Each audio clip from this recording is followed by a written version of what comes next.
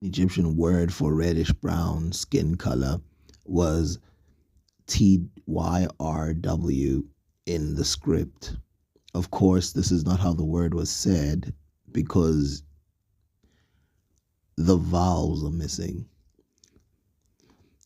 And to continue, which was often used to describe the skin color of the Nubians. The following is an example of the inscription from the Temple of Karnak that describes the Nubians in this way. The original Egyptian, this is the script, and this is the translation. His Majesty has smitten the land of the Nubians, or the Redites. The word Nubian means red, not black. And so when they're describing the black-skinned Nubians, they called them red.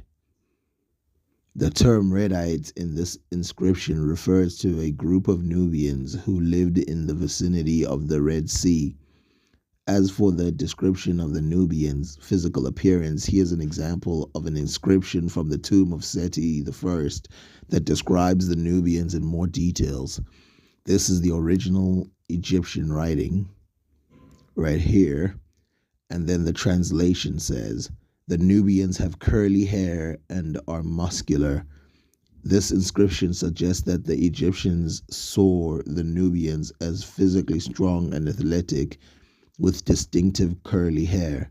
Regarding the Nubians' clothing and adornment, here is an example of inscriptions from the tomb of Ramses III, which, keep in mind, Ramses III has been himself proven to be E1B1, which is a West African DNA, mainly found in West Africa. Well, all over Africa. That describes the Nubians. This is what he said that describes the Nubians' use of jewelry. This is the original Egyptian, and this is the translations. The Nubians' necks are adorned with collars. This inscription suggests that the Nubians wore jewelry, specifically collars, as a form of adornment. It is important to note that the ancient Egyptian hieroglyphics do not have a one-to-one correspondence with modern English, and so translation can vary depending on the interpreter. The above translation are one of possible interpretations of the original Egyptian. The ancient Egyptians used the term Kemet to describe themselves and their own land, which means the Black Land, or the Black Land, the land of the black soil. This term referred to the dark, fertile soil along the Nile River that allowed for the flourishing of agriculture and the growth of civilization.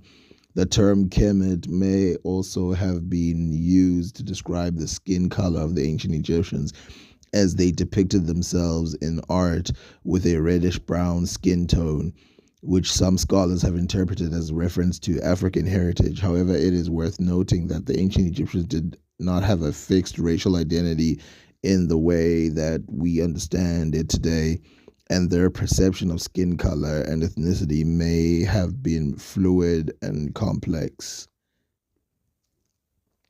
Now, keep in mind that when they described their own skin, which was reddish brownish, they would describe it as black.